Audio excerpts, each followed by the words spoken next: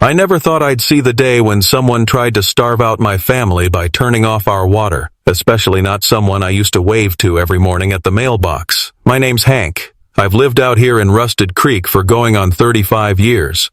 I'm a widower now, just me, my border collie Scout, and my daughter Lacey, who moved back in to help me with the ranch. This place might not look like much to some folks, but it's my life. We raise a few head of cattle, tend the chickens, and every evening I sit out on the porch watching the sun dip below the Pine Ridge like I've done since the Reagan years. But a few months back, a new HOA president took the reins around here. Name's Karen Thistle. Proud, sharp-tongued woman with a clipboard permanently welded to her hand and a perm that could stop a charging bull. The kind of woman who calls a town meeting because someone left a hose coiled wrong. At first, I figured she was just another overzealous HOA type, loud, annoying, but harmless. I was wrong, so dead wrong. It started small, like most HOA wars do. First, she mailed me a warning about the unauthorized fencing around my pasture, which has been there since '89, mind you.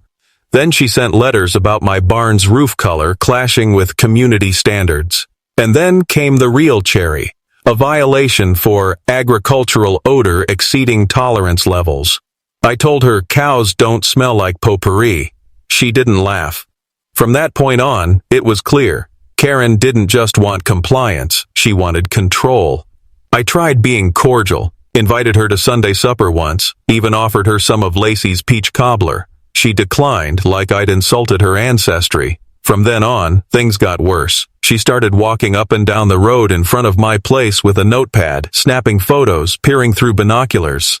She fined me for having a hay bale too close to a visible road. I told her it's a ranch, not a bed breakfast. Her eyes narrowed like I'd kicked her poodle. Now, I've got a well on the property, but it's a backup, shallow and not fit for regular use.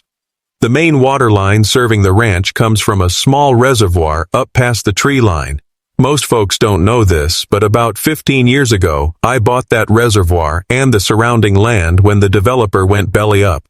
Back then, no one cared. Folks assumed it was county-owned, but it was mine. Deeded, recorded, and sitting quiet for all these years. The HOA tapped into it when they built the community expansion around 2008. I let it ride. Didn't charge a dime. Figured we're neighbors, and neighbors help each other out. Big mistake. Last March, I hosted a birthday cookout for my grandson. Had the smoker rolling, music playing, few folks parked out by the paddock fence. Next morning, I find a fat envelope in the mailbox, one $200 fine for unauthorized event, unapproved parking, and noise violation. I nearly choked on my coffee. I called Karen. She said rules are rules. I asked her what happened to neighborly understanding. She said if I didn't like it, I could appeal at the next board meeting. I told her I'd rather appeal to common sense, but that didn't fly either. So I paid the fine, grumbling, and figured that'd be the end of it. Again, I was wrong. 3 weeks later, I woke up to dry taps. Nothing in the kitchen, nothing in the barn. I checked the breaker, checked the pipes. Everything on my end was fine. I hiked up to the utility box the HOA maintains, and what do I see? A shiny new padlock with a plastic tag reading, Service Suspended, HOA Order Number 476B. I stared at that tag like it was a death sentence. That reservoir was still flowing. I could hear the pressure hiss in the lines, but they'd locked me out. I called Karen. She answered on the second ring, sounding smug as ever. You've had multiple infractions, Mr. Barrett. The board voted to restrict access until you come into full compliance. My hands were shaking. You cut off my water, Karen.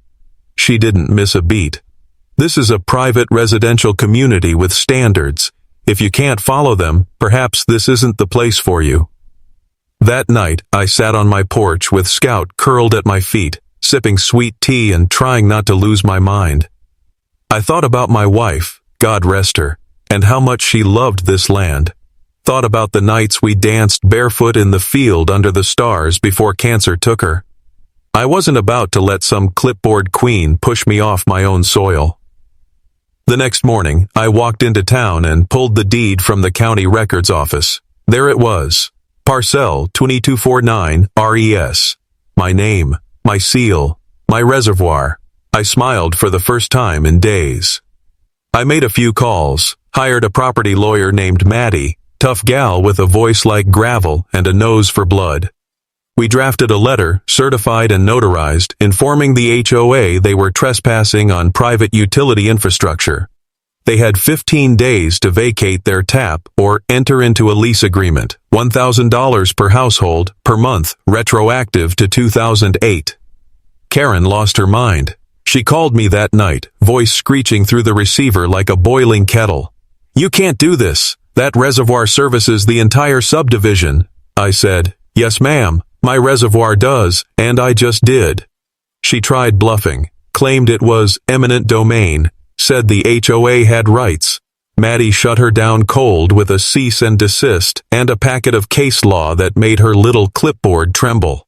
Karen called an emergency board meeting, tried to rile up the neighborhood, claimed I was trying to extort the community. Folks were torn. Some sided with but more than a few remembered the years I'd offered free eggs, lent out my tractor, or helped dig ditches after a storm. When word spread that I'd owned the reservoir the whole time and never charged a cent, the tide started to turn. But Karen wasn't done. Oh no, she had one last card to play. She called the county health department and reported unregulated water management and unauthorized distribution. 2 days later, a county inspector showed up with a clipboard of his own. I invited him in, showed him the deed, the water test reports I'd done every year, the maintenance logs. He left with a handshake and a smile, telling me, "You're cleaner than the city, Mr. Barrett." Then came the day I won't ever forget.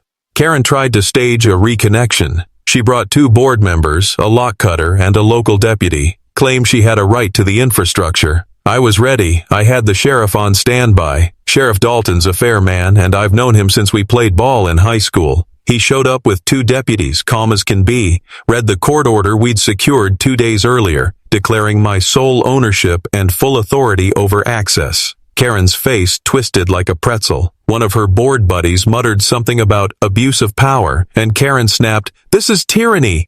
I couldn't help myself. I leaned in real slow and said, "No ma'am, this is property law." The sheriff made them leave. I stood there, boots planted in gravel, watching her retreat like a storm cloud losing its thunder. That night, I turned the taps back on. Cold, clean water rushed through the pipes like music. Lacey cried. I did too, a little. We lit a bonfire that evening, invited over some of the neighbors who'd stood by us. Folks brought pie, ribs, even some fireworks. Scout chased kids through the field like he was 10 years younger. It felt like the old days again. The HOA tried to sue. They lost. The judge threw it out with prejudice, called it a clear case of entitled overreach. Word spread fast. Karen resigned a week later, said she needed to focus on self-care. Her house went up for sale a month after that. The new HOA president, a young veteran named Mike, grew up in the area. First thing he did was cancel half the rules Karen had stacked up like sandbags. He stopped by my place, shook my hand and said, "We just want to be good neighbors." I told him that's all I ever wanted too. Now, I don't hold grudges, not anymore, but I did keep that little plastic tag, the one that said service suspended. I nailed it to the fence by the barn, right next to my private property no trespassing sign. It reminds me every day that standing your ground doesn't mean shouting the loudest. Sometimes it means knowing what you own and having the grit to protect it. If you enjoyed this story, don't forget to like, subscribe, and stick around. I've got more wild HOA tales coming your way.